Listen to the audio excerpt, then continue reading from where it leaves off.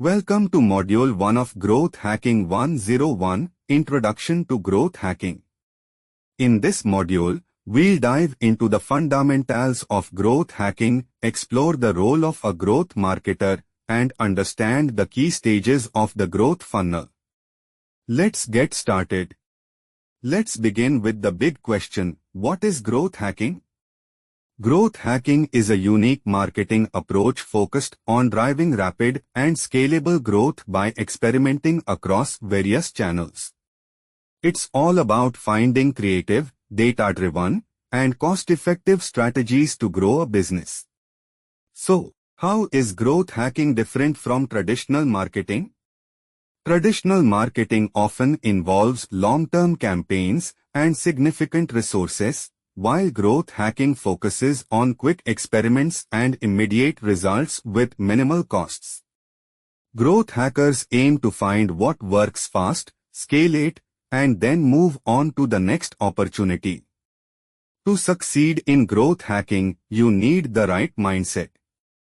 First, think small. Start with micro-experiments to test ideas. Second, embrace failure as a learning tool. Fail fast and learn faster. And third, always focus on metrics. In growth hacking, what gets measured gets improved. Now, let's talk about the role of a growth marketer. A growth marketer identifies growth opportunities, runs experiments, and optimizes the customer journey. They are the bridge between creativity and data, constantly looking for ways to improve results. To excel in this role, you'll need a mix of skills. Proficiency in analytics tools like Google Analytics to extract insights. A creative mindset to come up with out-of-the-box ideas. And some technical knowledge to leverage automation and tools effectively.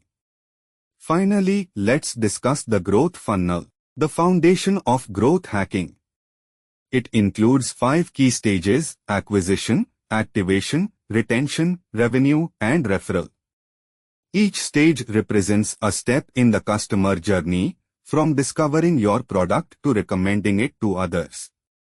At each stage of the funnel, we track specific metrics. For example, in acquisition, we look at website traffic and click-through rates. For activation, we measure sign-ups and first purchases. Each metric helps us pinpoint areas for improvement. Let's take a quick example. Imagine a SaaS product struggling with activation. A growth hacker might improve the onboarding process by creating a more personalized email sequence or simplifying the user interface. These small tweaks can make a big impact. And that wraps up Module 1, Introduction to Growth Hacking.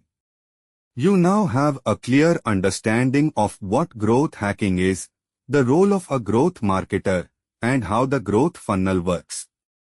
In the next module, we'll dive into the tools and techniques used by growth hackers. See you there.